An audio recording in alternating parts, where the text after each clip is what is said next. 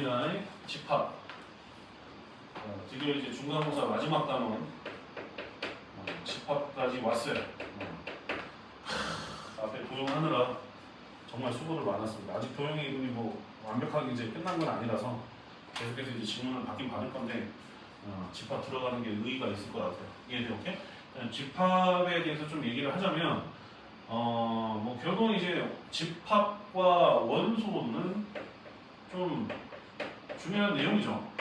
한마디로 이제 집합의 어떤 내용물이 결국 원소다 이렇게 보시면 되는데, 대신에 어떤 집합에 대한 정확한 개념이 좀 있으셔야 되는데, 기준이 뭐 하면 안 돼요. 기준이 정확하셔야 됩니다. 기준이 정확해야 된다. 그럼 기준이 정확해야 된다는 말 자체가 애매모호할 수도 있는데, 기준이 정확하다는 건 무슨 말이냐? 예를 들어 수지고에서 키가 175 이상인 애들 모여봐 라고 하면 정확하잖아요. 본인의 키들이 이제 센티미터로 다 정해져 있기 때문에. 근데 그날 이쁜 애들 다 모여봐, 잘생긴 애들 다 모여봐, 어쨌든 뭐 이런 식으로 이제 얘기를 하면 너무 기준이 뭐라는 거야? 애매모호하단 말이야. 상황에 대해서. 오케이? 그래서 기준이 정확해야 됩니다. 그래서 이제 그런 것들에 대한 부분은 할 수 있을 거라고 보고, 나중에 그 기준에 대한 이야기는 명제까지도 흘러가요.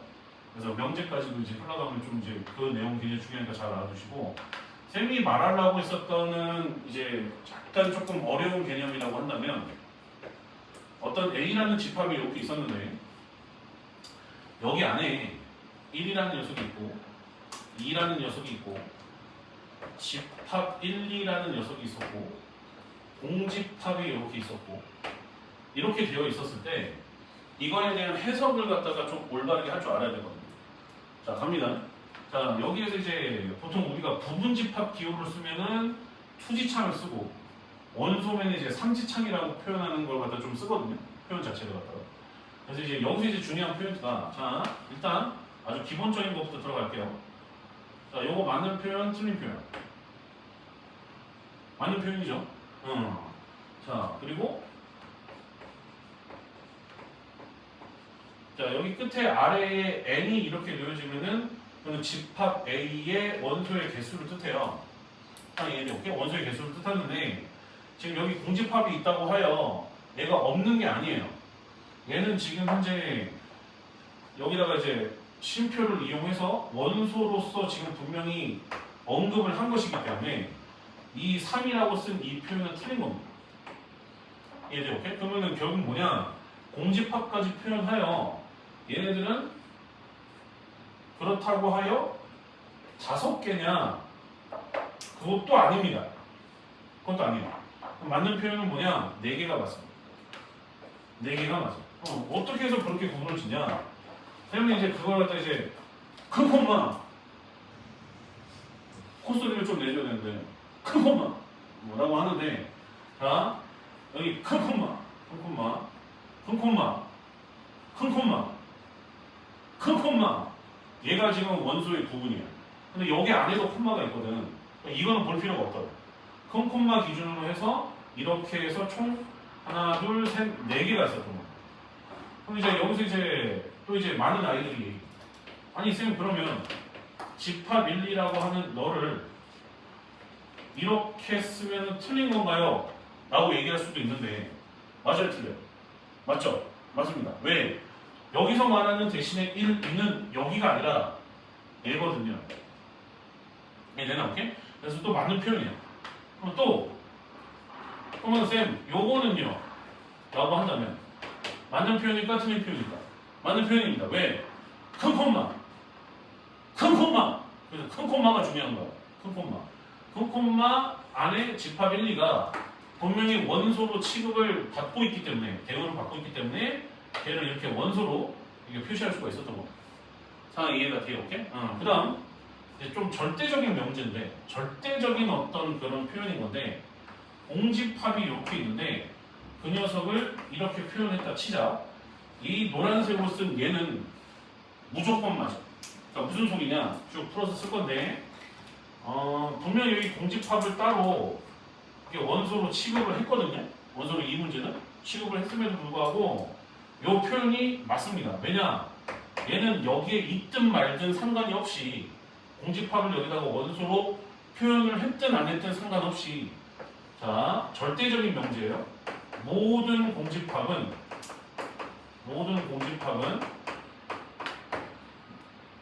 집합의 부분 집합이 됩니다. 그러니까 결국 무슨 말이냐? 공집합은 모든 집합 안에 부분 집합으로서의 역할을 할 수가 있어요. 자, 이해되나? 오케이? 예를 들어 뭐 이런 거예요. 부분 집합에 대한 얘기를 잠시 좀 해볼까 하는데 어떤 B라는 원소가 B라는 집합이 이렇게 A, B, C가 있었어요. 자, 이해되나? 오케이? 그래 놓고 나서 문제가 이 녀석의 부분 집합의 개수를 구해달라고 했어. 부분 집합의 개수를 구해달라고 했어. 그러면 잘 봐라. 자, 얘의 부분 집합이 되는 녀석을 어제도 이제 살짝 보여주긴 했지만 벤 다이어그램이라고 가정해 봅시다. 그래 놓고 나서 A, B, C가 이제 사람인 거야. 얘네들한테 너 여 주머니에 들어올래? 이렇게 물어보는 거지. 마치 원피스에서 너 나의 동료가 될래? 뭐 약간 이런 느낌이야. 오케이 콜. 그러면 들어가는 거야. 그러면 각각의 A, B, C가 선택할 수 있는 선택지가 뭐가 있어요? 들어가는 것과 안 들어가는 게 있고 들어가는 것과 안 들어가는 게 있고 들어가는 게 있고 안 들어가는 게 있어서 선택지가 총 토탈 몇 개? 두 가지씩이 나오죠. 그래서 부분 집합의 개수가 총 토탈 2의 세제곱이 가능했었던 거야. 요 상황 이해가 돼? 오케이?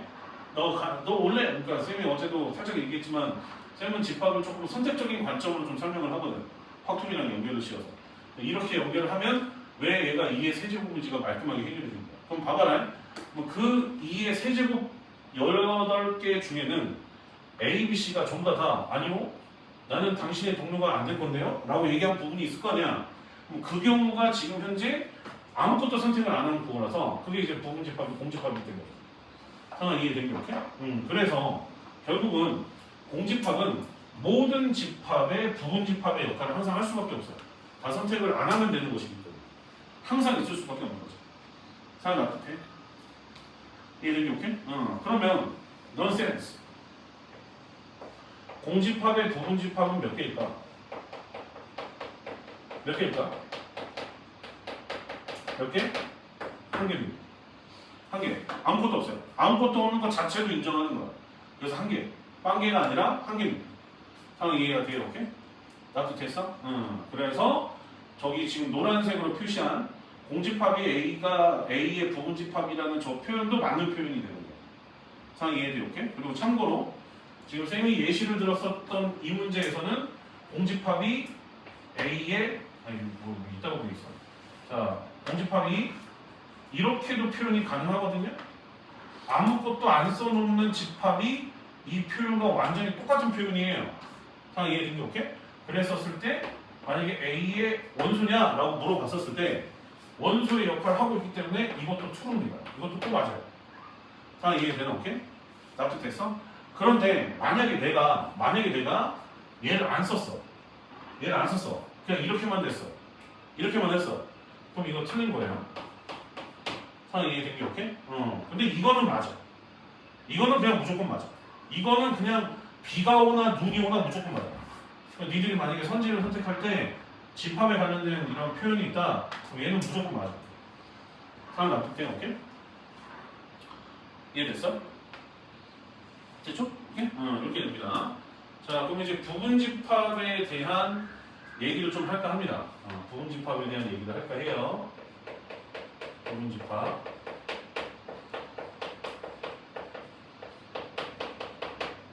자, 부분 집합에 대한 얘기를 할까 하는데, 자, 부분 집합은 요겁니다. 얘들아, 자, 이렇게 보는 거예요. 자, B가 A, B, C예요. A, B, C. 근데 B의 부분 집합 중 A는 포함하고 C는 배제시킨 부분 집합은 몇 개겠냐라고 얘기를 했어. 이해된 게 오케이? A는 반드시 포함을 하고 C는 배제시키는 것이 몇 개겠냐라고 얘기를 했단 말이야. 그럼 봐봐라. 이때 해석을 할 때 이렇게 하란 말이야. B는 아까 A, B, C였잖아요. 이렇게 해석을 하셔야 돼요. A는 포함하고 그 다음에 C는 배제를 선택한 거야. 그럼 대신에 이제 B는 선택할 수도 있고 안 할 수도 있다라는 이 선택지가 아직은 살아있잖아요. B 같은 경우는. 그래서 두 개구나. 이렇게 가시는 거. 상황 납득된 게 오케이? 제발 좀 부탁인데 이거 하지마.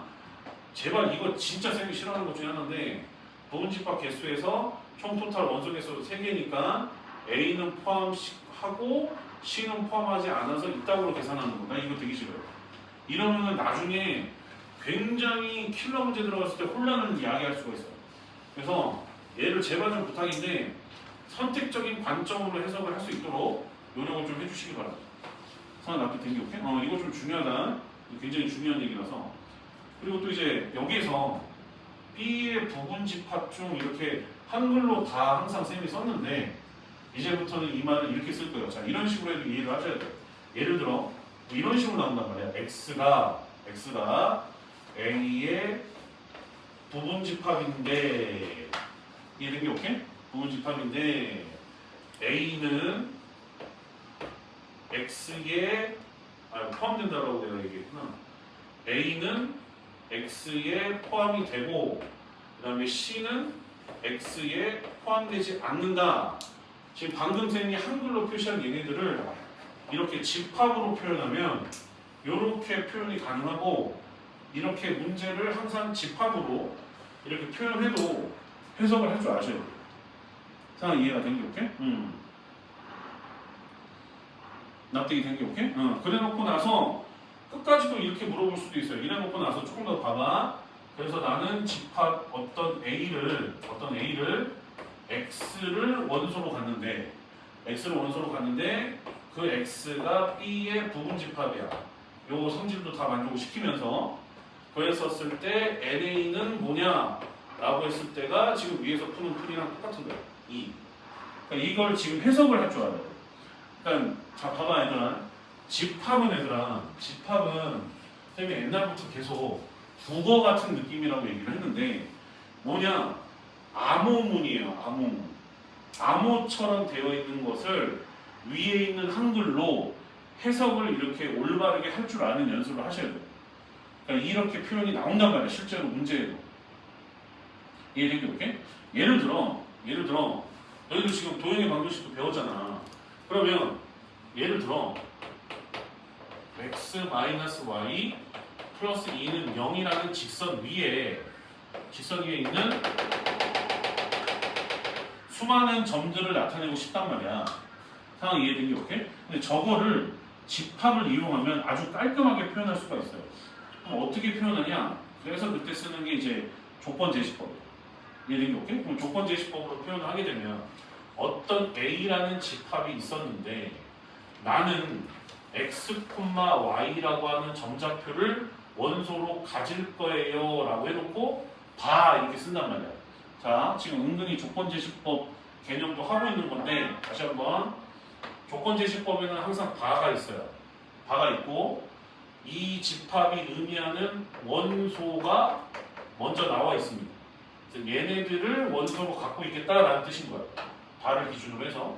다만 그 x, y는 x-y 플러스 2는 0을 만족시킨다. 이렇게 쓰면 저 직선을 지나가고 있는 모든 점들을 뜻하는 A라는 집합이기 때문에 결국 뭐 말하는 거예요? 도형의 방정식에서 얘기하는 너를 뜻하는 거예요. 결국. 이 집합적 표현 자체. 그래서 선생님이 생각을 해봤어. 이게 도형의 방정식의 집합의 한 단원이 조금은 이렇게 좀 곁다리식으로 좀 붙어있단 말이야. 왜 붙어있는 거를 굳이 꼭 꾸역꾸역 낼까? 기말고사 때 내면은 어려우니까? 뭐 그런 것도 있겠지만 도형의 방정식에 대한 표현을 집합으로 굉장히 많이 표현할 수가 있거든. 그 문제를 내려고 내가 볼 때는 붙이는 경우가 많은 것 같아. 그러니까 지금 알고 있는 도형의 이동까지의 개념에다가 집합적인 표현까지도 합쳐서 도형의 방정식을 그렇게 완성을 하셔야 되는 거예요. 그러니까 여기는 표현의 완성이지, 표현. 표현에 대한 완성인 거죠. 그래서 이렇게 표현을 하시면 됩니다. 사용 납득해요, 오케이? 이해됐어? 뭐 이렇게 될 수도 있어요. 뭐 이런 식으로 표현할 수도 있거든. B가 있는데 x, y인데 x, y를 뜻하는데 요 녀석이 x제곱 더하기 y-1의 제곱은 1이야. 근데 쭉 쓰세요. 근데 원점은 아니래. 뭐 아니라는 어떤 표현이 있어요. 아니다 뭐 이런 식으로 보통 쓰거나 원점은 제외 뭐 이런 식으로 쓴단 말이야. 그럼 만약에 이런 식으로 표현을 하게 되면 얘는 뜻하는 바가 x축이 여기 있고 그 다음에 이렇게 접해 있는 부분인데 여기가 그러면 원점이잖아요. 얘는 오케이? 여기가 원점이 될 텐데 여기가 0,1이고 여기가 원점이 될 텐데 여기를 여기 원점 부분을 빵꾸를 이렇게 뚫어놔야 이게 정확한 표현입니다. 아까 전처럼 이렇게 원으로 표현해버리면 그건 맞는 표현이 아니에요. 왜 원점의 경우는 빵꾸를 뚫어내야 되는 것이 맞는 거니까. 그래서 이렇게 도형을 집합을 이용해서 조금 더 다양하게 표현할 수가 있어요. 상황 이해되나? 오케이? 특히 조건제시법이 나오게 되면 뒷부분에 나와 있는 이런 조건들 있죠. 얘가 조건이거든요. 얘가 결국은 그 원소의 조건을 뜻하는 건데 이 조건을 아주 잘 해석을 할 줄 아셔야 됩니다. 상황 이해가 돼요? 오케이? 굉장히 중요한 얘기야. 굉장히 중요한 얘기를 했습니다. 그래서 이제 이렇게 되는 것이 이제 부분집합과 조건제시법에 대한 전체적인 이제 표현을 좀 얘기를 좀 했어요. 상황 납득돼요? 오케이? 그러면 조금 더 이제 추가적인 얘기를 하자면 이제 부분집합 중에 우리가 당구장 표시하시고 진부분집합이라는 게 있어요. 진부분집합. 진부분집합이라는 것이 있어요. 그러니까 한마디로 찐이라는 건데 찐. 약간 이런 느낌인데 찐 이런 게 오케이? 예를 들어서 이렇게 표현하는 겁니다. 어떤 x가 있는데 걔가 어떤 a가 있을 거고 걔의 부분집합이에요. 근데 그 x는 a가 될 수가 없어요. 라고 표현하면 이게 진부분집합의 표현이에요. 왜냐하면 a가 되는 경우도 여기 자세히 봐보면 아까 A, B, C의 선택지가 전부 다 나는 너의 동료가 될래 라고 적극적으로 다 찬성했어. 그러면 이제 A, B, C가 다 들어오는 거 아니야? 그럼 그 자기 자신도 부분집합의 역할을 하는 것이기 때문에 그거를 제외시켜주게 되면은 그게 찐 부분집합이라는 뜻입니다. 자, 이해되죠? 오케이? 그래서 항상 1을 빼주셔야 돼요. 가끔 문제를 풀다 보면 이제 그 X가 뭐 공집합이 아니다라는 표현까지도 나올 때도 있어요. 자, 이해되죠? 오케이? 그럼 그렇게 돼버리게 되면 그때는 2의 n제곱에다가 마이너스 1을 해주셔야 돼요. 왜? 자기 자신도 안 되고 공집합도 안 되는 거예요. 자, 이해되죠? 오케이? 그렇게 우리가 해석을 할 줄 알면 돼. 집합은 결국 해석이거든. 암호처럼 되어 있는 이 표현에 대한 해석이거든, 해석. 그래서 이제 약간 좀 국어와 좀 안녕하셔야 되는 겁니다. 여기 좀 국어가 좀 안녕하셔야 돼요. 네, 보통 이제 남학생들은 전두엽의 발전이 좀 느리다 보니까 조금 이제 좀 이렇게 후달릴 때가 있는데 어쨌든 알아두시기 바랍니다. 알겠어요? 오케이? 이렇게 된다는 얘기야. 자, 여기까지. 그 다음 쭉 이어서 쓰세요, 얘들아. 집합에 대한 개념을 조금 더 할 건데 첫 번째 요거는 이제 연산을 들어가기 위한 준비 과정입니다. 자, 손 놓으세요.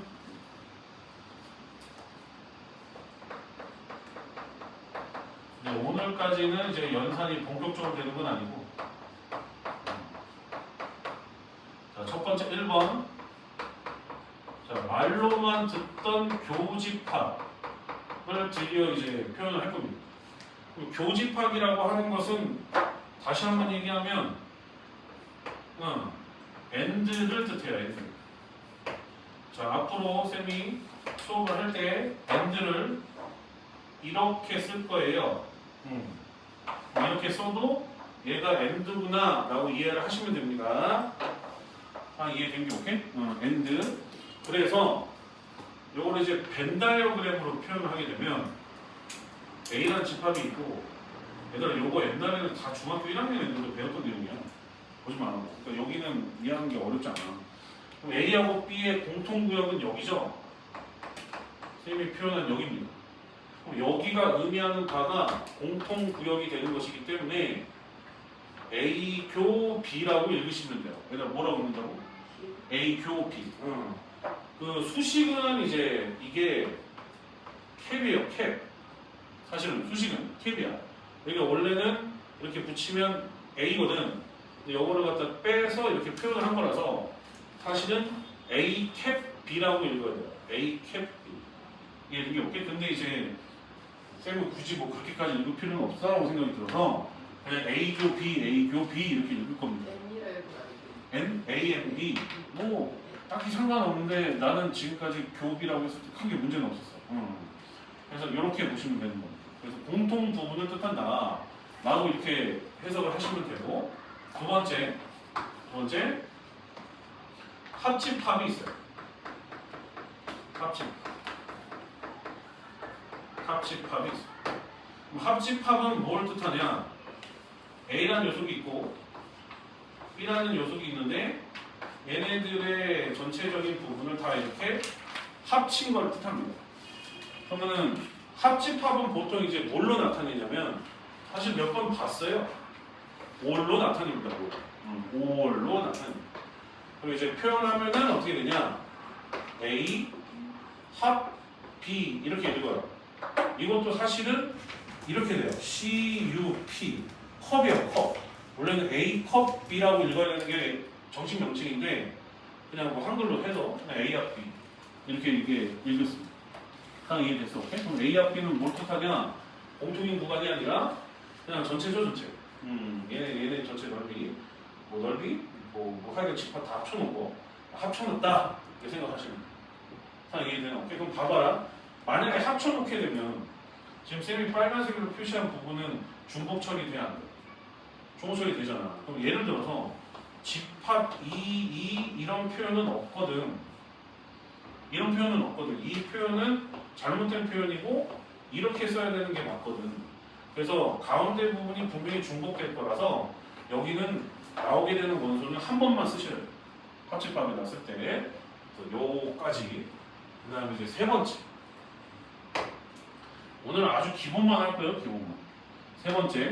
세 번째는 뭐냐면 이제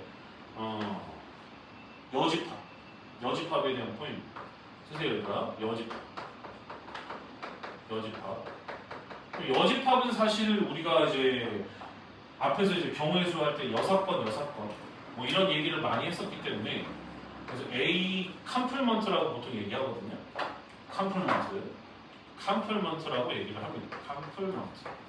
컴플먼트라고 이제 보통 좀 얘기를 하는데, 쌤은 요거는 A 컴플먼트를 좀 고집을 하는 편이에요. 좀 있어 보이잖아. AC 하는 것보다 A 컴플먼트. 발음하는데 별로 오래 걸리지도 않거든요. 컴플먼트. 어쨌든 그래서 A라는 집합이 이렇게 있는데 A 컴플먼트 이렇게 하면 A를 제외한 어디? 바깥쪽을 뜻합니다. 이렇게. 상황 이해돼요? 오케이? 이렇게 보시면 돼요. 그럼 이제 여집합하고 이제 관련된 성질에 대해서 좀 살펴보게 되면 크게 드모르간의 법칙이라는 것이 좀 있어요. 드모르간의 법칙. 그래서 몇 개 조금 연습을 해볼 건데 가보겠습니다, 얘들아. 좀 칸이 없어서 쓸게요. 첫 번째, A 컴플먼트의 컴플먼트는 무엇인가를 한번 생각을 해봅니다. 한번 생각을 해보세요.